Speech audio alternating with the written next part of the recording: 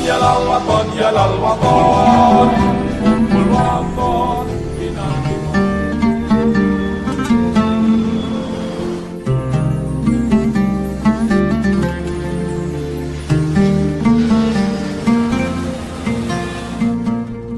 Assalamualaikum warahmatullahi wabarakatuh. Alhamdulillahi rabbil alamin. Wabihi nasta'inu ala umuri dunya din. Wassalatu wassalamu ala sayyidina Muhammadin wa ala alihi wa sahbihi ajma'in. Amma ba'd.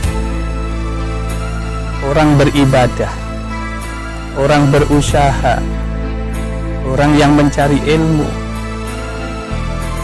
semuanya ingin sukses, semuanya ingin berhasil.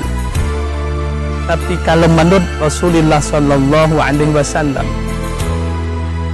kunci kesuksesan dalam ibadah, kunci kesuksesan dalam berusaha, kunci kesuksesan dalam bergaul, kunci kesuksesan dalam mencari ilmu, itu adalah akhlak mulia.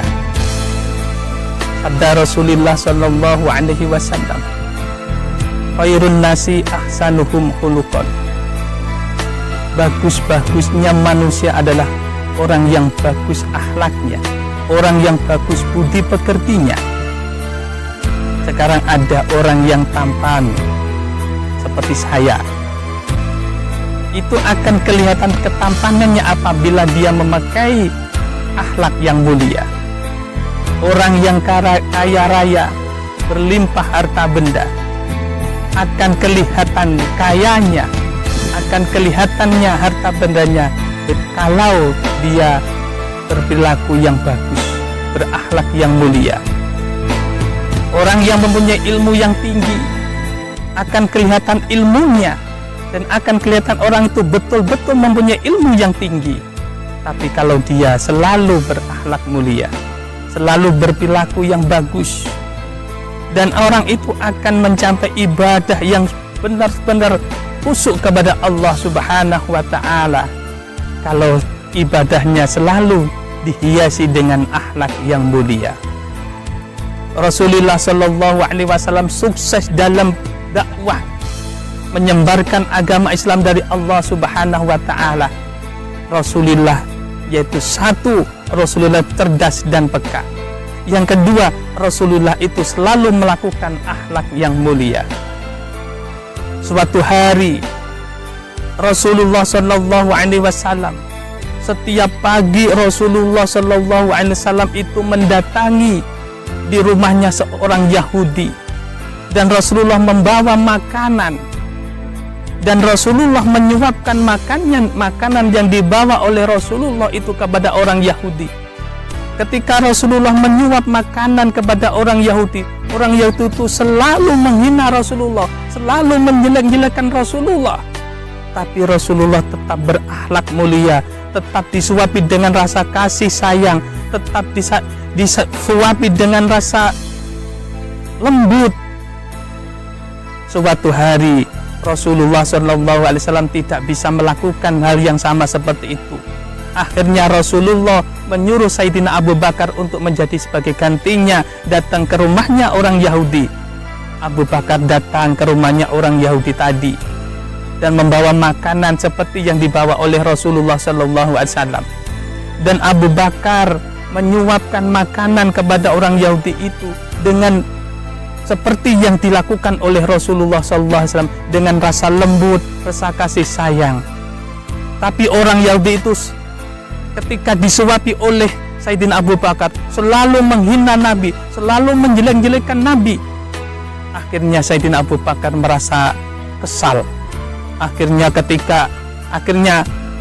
Sayyidina Abu Bakar menyuapi orang Yahudi itu dengan sedikit marah, lalu dikeraskan menyuapinya. Loh, ini siapa yang menyuapi makanan kepadaku? Biasanya orang yang datang ke rumahku dan membawa makanan untukku dan menyuapi makanan kepadaku dengan rasa lembut, kasih, sayang. Ini kok tidak sama? Abu Bakar berkata, Orang yang setiap hari datang ke rumahmu dan membawa makanan untukmu dan menyuapi kepadamu, itu adalah orang yang engkau hina, orang yang engkau jelek-jelek, orang yang engkau maki-maki. Orang Yahudi yang buta itu mendengar kata-kata dari Sayyidina Abu Bakar radhiyallahu anhu, dia langsung menangis dan dia berkata kepada Sayyidina Abu Bakar, apakah kamu bisa mengajakku ke tempat orang yang aku hina, orang yang aku maki-maki, dan orang yang selalu membawa makanan untukku dan menyuapi kepadaku dengan secara halus, lantun, dan sayang. Akhirnya orang Yahudi tersebut oleh Sayyidina Abu Bakar radhiyallahu anhu dibawa ke tempat rumahnya Rasulullah sallallahu alaihi wasallam, dan orang Yahudi berkata, "Ya Muhammad, ya Rasulullah, sekarang aku iman kepadamu dan aku masuk ajaran-ajaran agama yang engkau bawa dari Tuhanmu." Orang Yahudi mengucapkan, "Asyhadu an la ilaha illallah wa asyhadu anna Muhammadar Rasulullah." Akhirnya orang Yahudi diambil oleh Allah Subhanahu wa taala.